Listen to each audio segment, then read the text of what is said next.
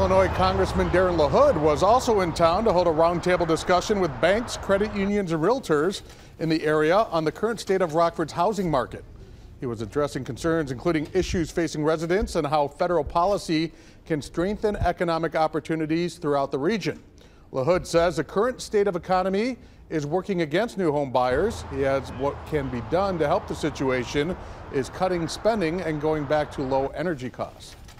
We also heard from home builders today on the regulations that are being put in place, energy costs that go in, labor costs that go in, the regulatory burden that, again, the Biden administration has put in place has really been restrictive on home builders.